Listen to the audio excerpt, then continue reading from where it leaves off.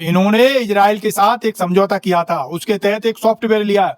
वो सॉफ्टवेयर लिया तो गया था देश की सुरक्षा के नाम पे, लेकिन उस सॉफ्टवेयर की आड़ में इन्होंने विपक्ष के सारे नेताओं की जासूसी कराई है, सबके फोन हैक कराए इन्होंने। तो इन्होंने जब ये दूसरों का फोन हैक करा सकते हैं तो इनका फोन भी किसी ने हैक करा लिया होगा। और समझिए, जैसे इन्होंने दूसरों की जासूसी करी है, इनकी भी जासूसी इनके चाचा ने कर रखी है।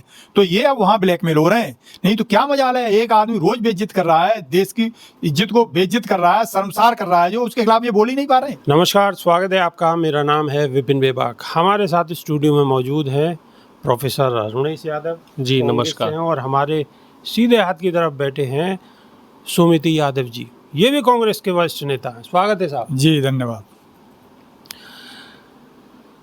आज माहौल ये है पूरी दुनिया का कि दुनिया डरी हुई है और सहमी हुई है।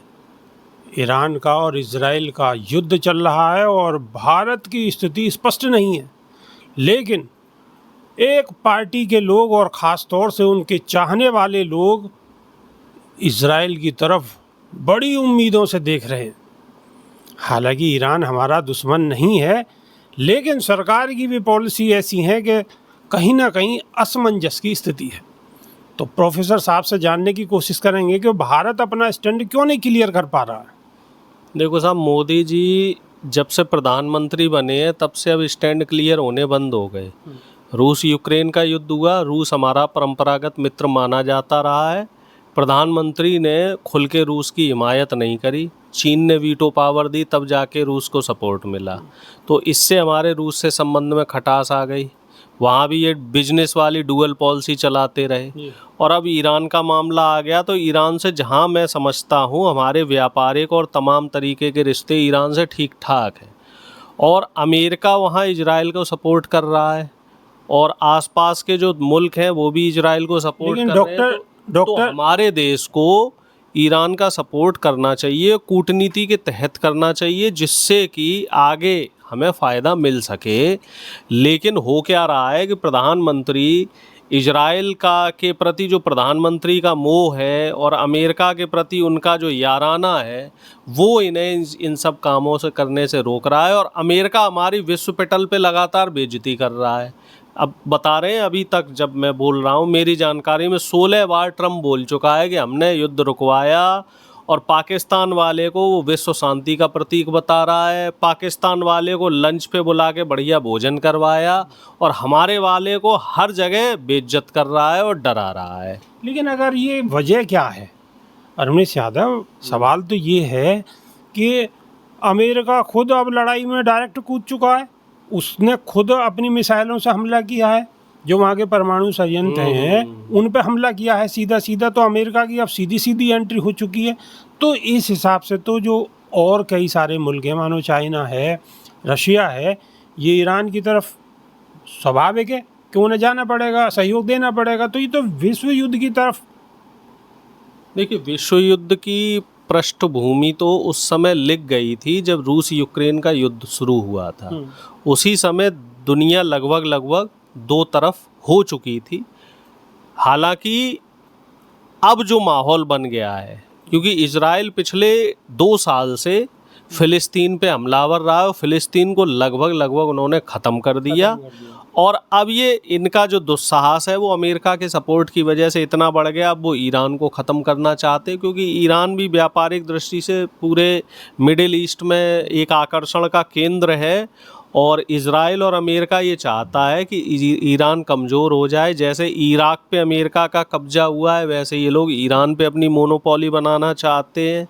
तो अब बड़ा दिलचस्प रहेगा, जो आगे की राजनीति है वो बड़ी दिलचस्प रहेगी। क्या ये विश्व युद्ध 3 की सुगबुगाहट है? क्या वाकई तीसरा विश्व युद्ध हो सकता है, या इसमें अब ईरान सरेंडर करेगा या अमेरिका कदम अपने पीछे रखेगा?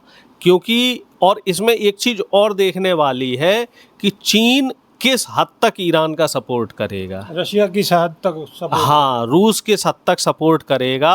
और हमारे वाले जो हैं प्रधानमंत्री जी, वो खुल के सामने आएंगे या नहीं आएंगे, या फिर उनका रुख क्या रहेगा। तो कई चीज़ें ऐसी हैं जो आने वाले 2-3 दिन में वो तस्वीरें साफ हो सकती हैं। तस्वीरें साफ होंगी। सुमित यादव, हमारे वाले क्लियर नहीं कर पा रहे हैं, जबकि अगर वो क्लियर करें और ईरान का अगर साथ भी ना दें खुलकर, लेकिन मरहम लगाने का भी अगर काम करें तो शायद देश के लिए बढ़िया होगा। क्या कहना आपका, कैसे समझते हैं? हमारे वाले तो फंस गए हैं और बुरी तरह फंस गए हैं। मतलब आप जान लो, इन्होंने कुछ ऐसे समझौते किए थे इजराइल से, यदि ये इजराइल का साथ नहीं दे रहे या ये खुल के ईरान के पक्ष में आ जा रहे हैं तो इन्हें डर है कि वो इजराइल कहीं पोल पट्टी खोल देगा इनकी। तो इन्हें अपनी पोल पट्टी खुलने का डर है।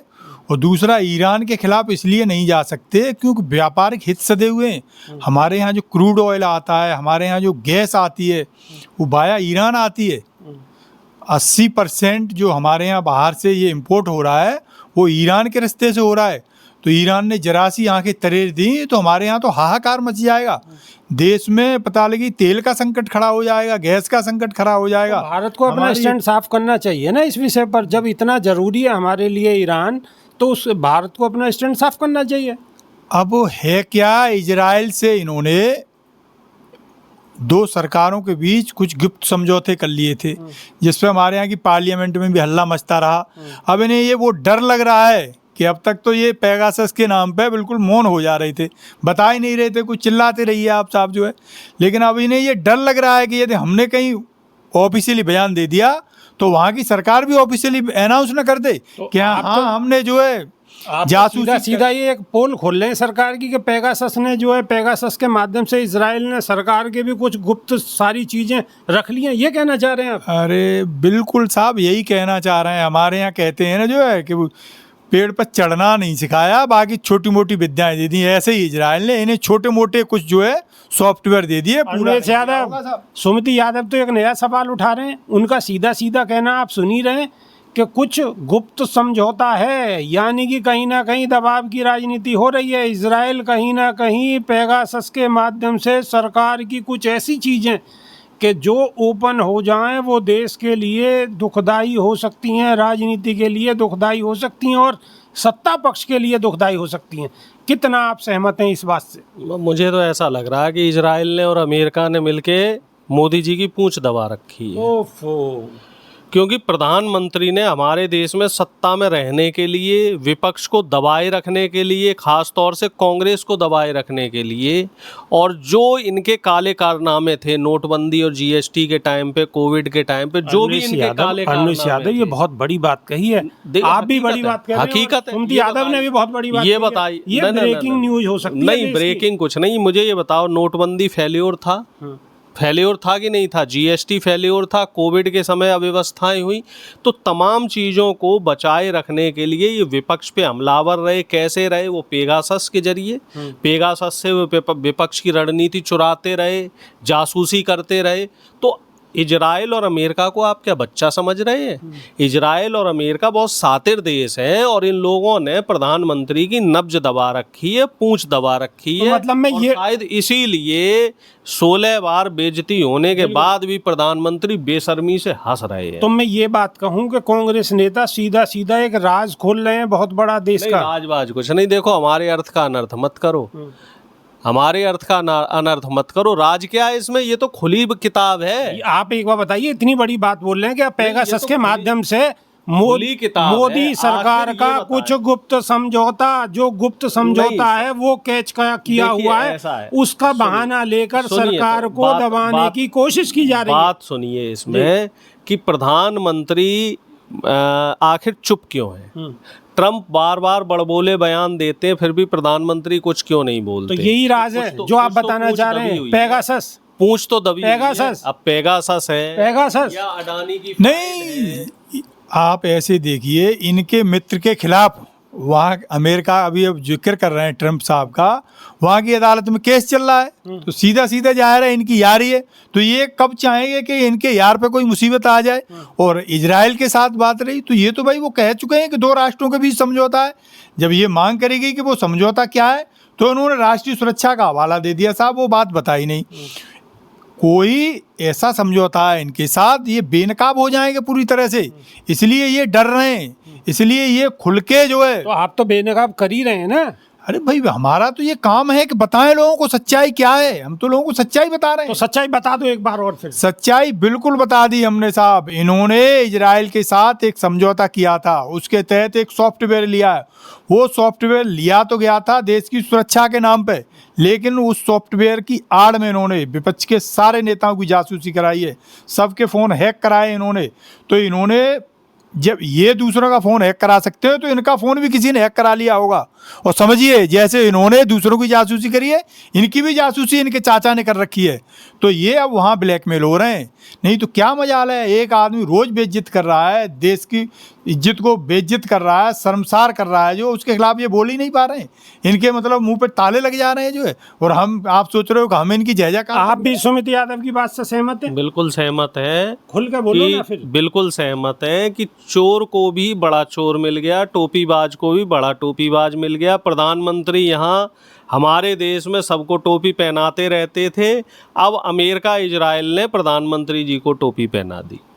टोपी पहनाने का खेल इतना बड़ा और इतने बड़े स्तर पर कि कहाँ का निशाना कहाँ सेट किया जा रहा है। आप शायद दोनों नेताओं की बातों से समझ गए होंगे कि इनका भी निशाना कहाँ पे है।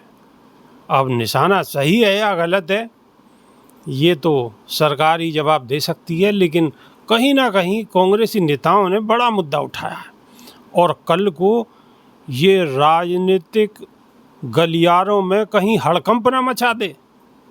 तो आप इस मुद्दे पर अपनी राय रख सकते हैं, हमें बेसब्री से इंतज़ार रहेगा।